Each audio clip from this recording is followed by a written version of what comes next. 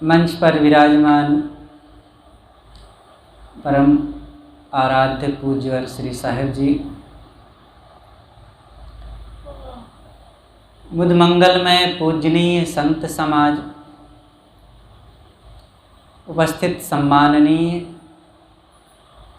सत्संग प्रेमी भक्त सज्जनों, ममता मूर्ति भक्तिमयी माताओं बहनों एवं प्यारे बच्चों, गुरु पूर्णिमा शब्द से ही ऐसा लगता है किसी एक भारी भरकम नाम का यहाँ बोध हो रहा है। गुरु ही अपने आप में पर्याप्त है, लेकिन उसको पूर्णिमा से जोड़ा गया है। पूर्णिमा का मतलब वह रात्रि जिस दिन चांद पूर्ण रूप से खिला हुआ हो, और यहाँ चांद से जोड़ा गया है, लेकिन चांद सबके अंदर है।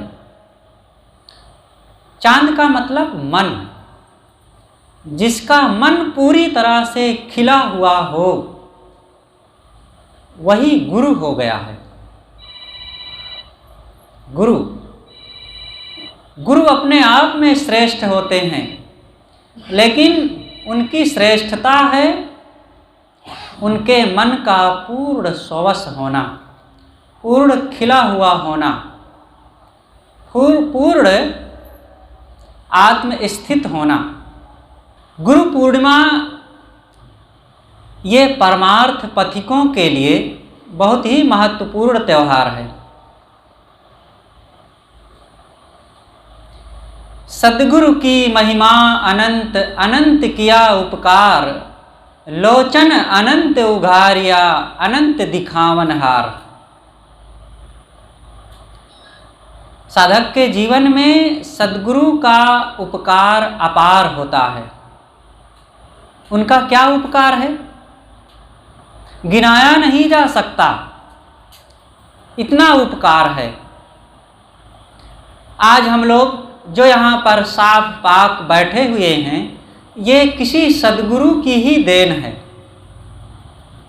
हम लोगों के जीवन में खान पान की पवित्रता है, ये सद्गुरु की देन है। नहीं, आज देखिए समाज की क्या दशा है। संसार में अंडा मांस मछली गांजा भांग बीड़ी सिगरेट खाने पीने वालों की भरमार है।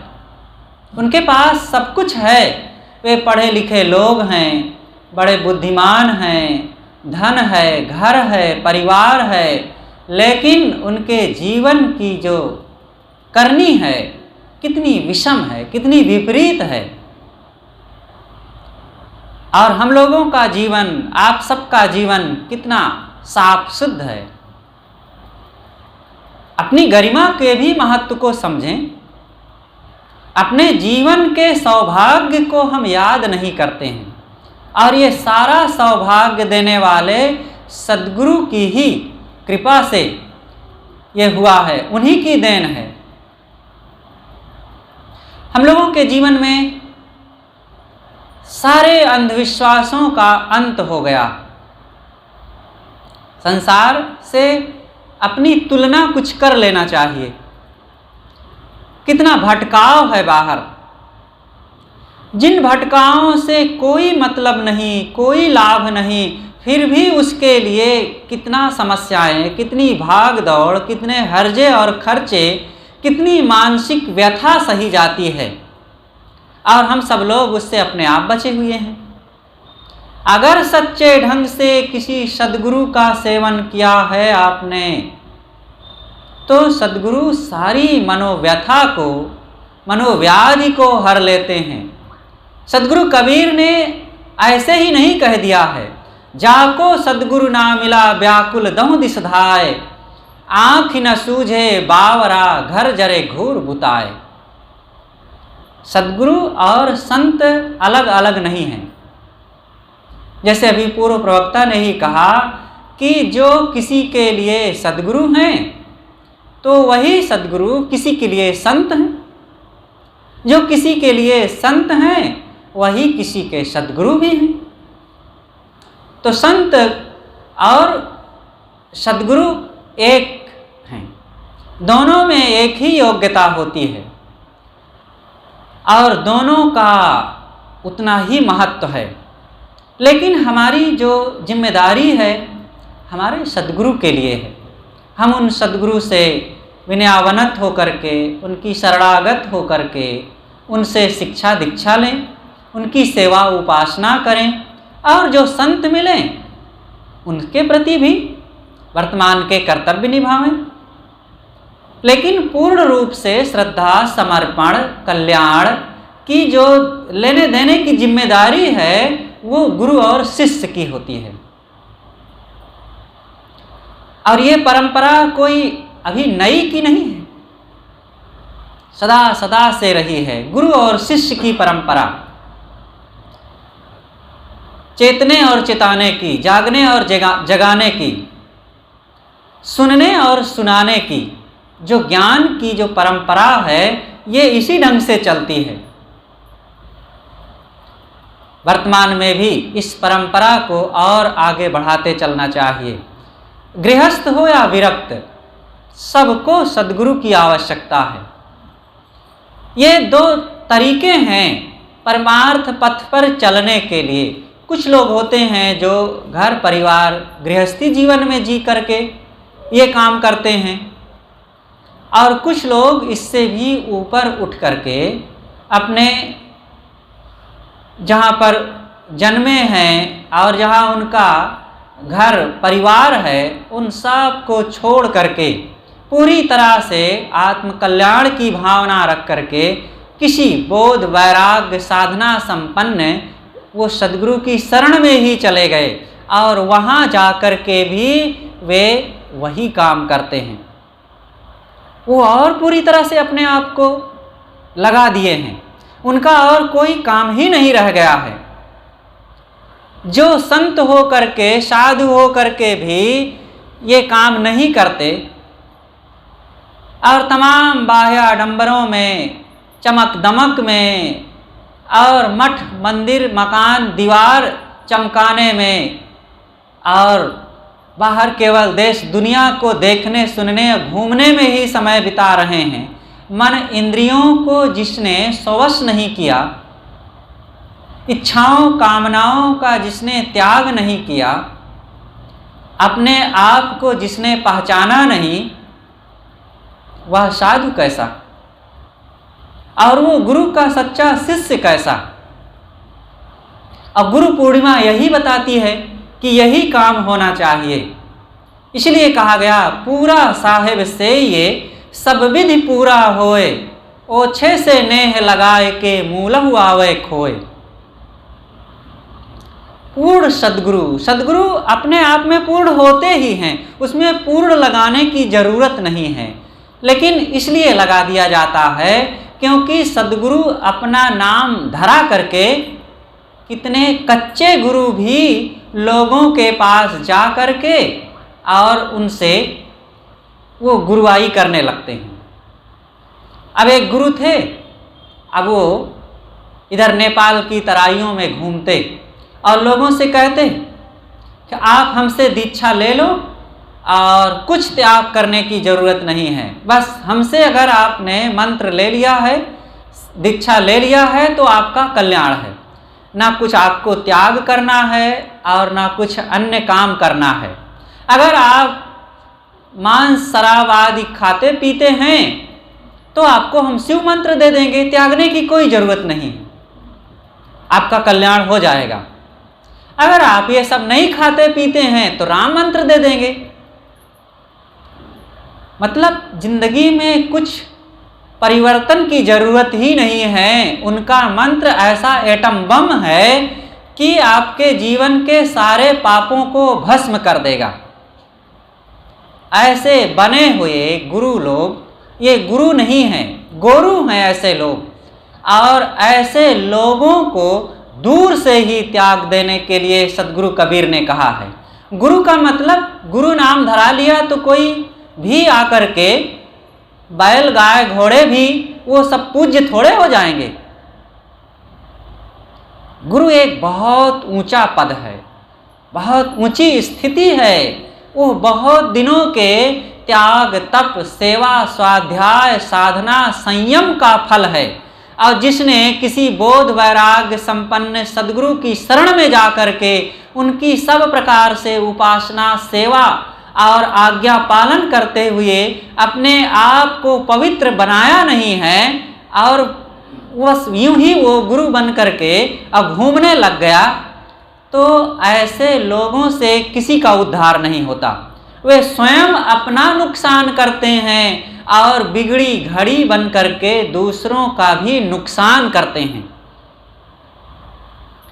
इसलिए सच्चे गुरु की खोज होनी चाहिए और इसीलिए ये गुरु पूर्णिमा का पर्व निर्धारित किया गया। अभी तक गर्मी के दिन थे और वर्षा नहीं हो रही थी। संतों का समाज भ्रमण करते हुए भक्तों में चारों तरफ ज्ञान विचार की चर्चा करते हुए बिखरा हुआ था। कुछ संत वहाँ थे, कुछ संत वहाँ थे, लेकिन कुछ संतों ने, ज्ञानियों ने, ऋषियों ने ये विचार किया कि इधर 8, 9, 10 महीने तक तो भ्रमण चलता ही रहता है भक्तों में, संसार में, लोगों में। कुछ आपसी लोगों की भी सभा होनी चाहिए और इकट्ठा होकर के समाज में कुछ विशेष ज्ञान विचार की चर्चा चलनी चाहिए। और उसका समय उन्होंने नियुक्त किया आषाढ़ पूर्णिमा से, क्योंकि आषाढ़ पूर्णिमा से विशेष बारिश भी शुरू हो जाती है। पुराना ज़माना होता था जहाँ पर जब विशेष ऐसी कोई व्यवस्था नहीं होती थी कि सड़कें हो, पुल हो, यातायात के साधन हो, तो सामान्य रास्ते होते थे, सामान्य घर होते थे, रहन सहन होता था, तो बरसात में भ्रमण करने में बड़ी दिक्कतें होती थी। तो संतों ने कहा कि भाई ये आषाढ़ पूर्णिमा से इकट्ठा रहा जाए और जो जहाँ पर हों सब भ्रमण करते हुए सब गुरु आश्रम में आवें और गुरुदेव के निकट होकर के यहाँ पर सेवा, पाठ, सत्संग, कथा, वार्ता और स्वाध्याय करते हुए, साधना करते हुए सघन रूप से हमारी साधना चले। और फिर आषाढ़ पूर्णिमा के दिन गुरु की पूजा की गई और इस पूजा के बाद ही फिर साधना का विशेष क्रम चालू हो गया। और इधर वर्षा भी होती रही। किसान लोग अपने अपनी खेती में खूब मेहनत कर रहे हैं और अन्न तैयार कर रहे हैं। साधक जन अपनी साधना में मेहनत कर रहे हैं और अपने मन की शांति की कमाई कर रहे हैं। ये दोनों का बढ़िया संबंध रहा। तो इस प्रकार से ये संतों की भी एक खेती है। जैसे किसान खेती करे लेकिन सावधानी से ना करे, बढ़िया ना करे, अपने ऋतु समय बीज, खाद, पानी की पहचान ना करे तो उसकी किसानी बेकार हो जाएगी। इसी प्रकार साधक अगर गुरु संतों की शरण में जा कर के अपने मन को, स्वभाव को, इंद्रियों को, आदतों को और अपनी वासनाओं को पहचाना नहीं, पहचान करके उसका यथावत सुधार नहीं किया, तो फिर उसका जीवन धोखे में, धोखे पहिरा भेख साहब ने कहा है। इसलिए सभी संतों भक्तों को ये काम बड़ी श्रद्धा और भक्ति के साथ करना चाहिए और गुरु संतों से जुड़ करके अपनी परमार्थ की यात्रा को सुंदर बनाना चाहिए, सुखद बनाना चाहिए। ये संसार में बहुत बड़ी समस्याएं हैं, देखते नहीं हैं?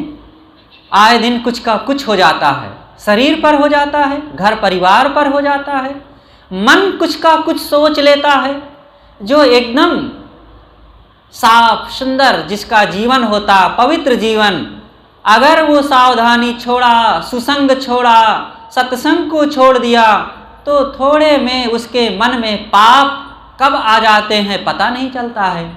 इसलिए इस जीवन को, इस मन को बेदाग बनाए रखने के लिए, स्वच्छ बनाए रखने के लिए, निर्मल बनाए रखने के लिए गुरु संतों की शरण के अलावा और कोई जगह नहीं है। संत गुरु आधार, और न रक्षक कोई कितय। सदगुरु कबीर कहते हैं कि जाको सदगुरु ना मिला व्याकुल दहु दिस धाय। बड़ा मार्मिक, बड़ा द्रावक वचन है। इसलिए हमें सदगुरु के पास जाकर के विनम्र होकर के गुहार करना चाहिए। गुहार, गुहार का मतलब, गुहार कहाँ किया जाता है? जब गर्ज होती है अपनी, और अपनी विपत्तियों को, दुखों को मिटाने के लिए ही तो गुहार किया जाता है। जैसे कोई व्यक्ति के घर में आग लग गई हो तो गुहार मारता है, पानी में डूब रहा हो तो गुहार लगाता है, बचाओ। ऐसे ही इस संसार भवसागर में मन वासनाओं के इन दुखों में, इच्छाओं कामनाओं के इस प्रवाह में सभी जीव डूब रहे हैं। अनादिकाल से बार बार यहाँ पर जन्म लेकर के और फिर मरते हैं। और जब तक जीते हैं रोग व्याधि विपत्ति और प्रतिकूलताएं वियोग, इन सब की चोट पड़ती है, थपेड़े पड़ते हैं। और इन भारी विपत्तियों से बचने के लिए एक ही उपाय है, ज्ञान शांति साधना संपन्न सदगुरु के पास जाकर के हम गुहार लगावें। हे गुरुदेव, आप हमें दुखों से बचाइए। सदगुरु विशाल देव ने कहा है, जगत दुख सरिता धार बही। ये संसार में दुखों की धारा बह रही है, नदी।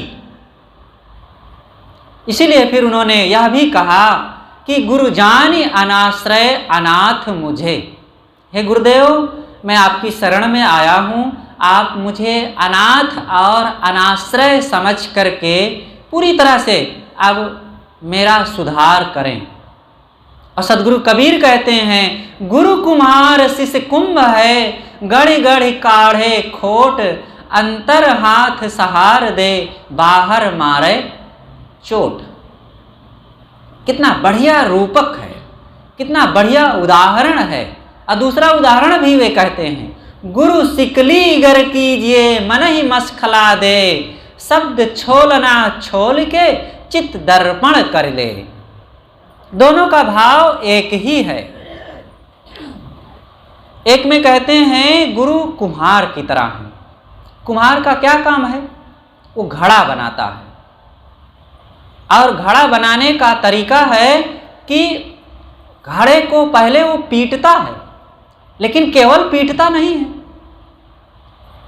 वो भीतर से सहारा भी दे रहता है। हाथ का एक थपकी लिए होता है, ऊपर से पीटता है, और एक अंदर से एक छोटा सा औजार उसका होता है मिट्टी का, अंदर से सहारा देता है, टूट न जाए कहीं। सहारा नहीं देगा तो टूट जाएगा, और पीटेगा नहीं तो वो सुंदर नहीं बनेगा। कितना बढ़िया, दोनों की जरूरत है। ऐसे गुरु होते हैं, वो प्यार स्नेह का वो अंदर से सहारा देते रहते हैं। गुरु के प्रेम को भी समझना आना चाहिए। लोगों को तो ये भी नहीं पता चलता है, गुरु ने थोड़ा सा डांट दिया, गुरु ने थोड़ा सा झिड़क दिया, गुरु ने कुछ काम बता दिया, और गुरु ने किसी प्रकार से हमारी गलतियों पर हमें झिड़क दिया, हम घबरा गए। यही तो हमारी असावधानी है, यही उनकी थपकी है। वो थपकी लगाते हैं बिना उनकी फटकार के, बिना उनकी झिड़कियों के, और बिना उनके अनुशासन के हमारा मन कभी सुधर नहीं सकता है। ये जन्मों जन्मों का बिगड़ैल मन, इसको केवल बाहर विषयों से सींचते, भोगों से इसको संवारते, कब इसका उद्धार होगा? कभी भी उद्धार नहीं हो सकता है। इसीलिए कहा गया है कि जो मन इंद्रियों को विषयों से सींचता रहेगा वो कभी भी अपने जीवन का कल्याण नहीं कर सकता। करते हैं तो मैं अपनी बातों को यहीं पर समाप्त करता हूँ। हमारे बीच पूज्य साहेब जी विराजमान है, और उनके ज्ञान गंभीर विचारों से हम सब अपने मन के विकारों को, दोषों को मिटा करके आत्म कल्याण का काम करें। अपनी बातें यहीं पर समाप्त करता हूँ। बोलिए सद्गुरु देव की जय।